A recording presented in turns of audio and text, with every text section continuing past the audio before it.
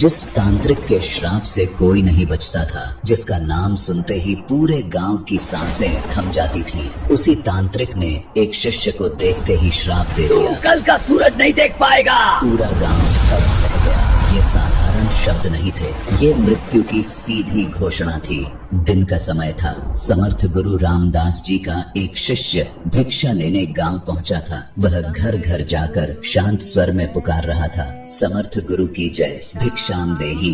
तभी एक दरवाजा जोर से खुला और बाहर निकला एक भयानक तांत्रिक, आंखों में क्रोध, स्वर में झर। वह गर्जा, मेरे द्वार पर आकर किसी और का गुणगान करता है। कौन है ये समर्थ? शिष्य ने बिना डरे उत्तर दिया, मेरे गुरु समर्थ रामदास जी, जो सर्व समर्थ हैं। इतना सुनते ही तांत्रिक का अहंकार भड़क उठा। वह क्रोध से कांप उठा और बोला, देखता हूँ कितना सामर्थ्य है तेरे गुरु में। और उसी क्षण उसने श्राप दे दिया, तू कल का उगता सूरज नहीं देख पाएगा। गांव में सन्नाटा छा गया। लोग फुसफुसाने लगे, इस तांत्रिक का श्राप कभी व्यर्थ नहीं जाता।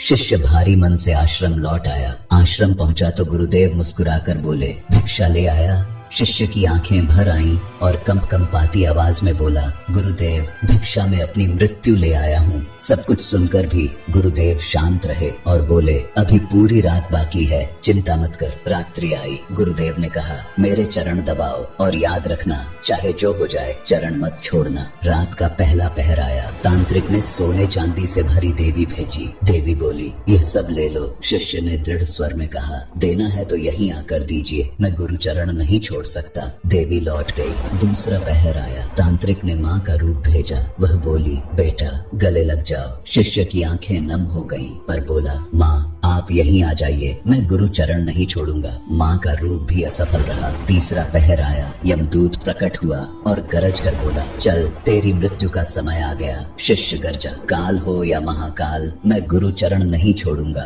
यमदूत भी लौट गया। सवेरा हुआ। पक्षी चहचहाए, सूरज उगाया। गुरुदेव उठे और मुस्कुरा कर बोले, अरे तुम तो जीवित हो। शिष्य चरणों में गिर पड़ा और आंसू बहते हुए बोला, जिसके सिर पर गुरु का हाथ हो उसे मृत्यु भी छू नहीं सकती।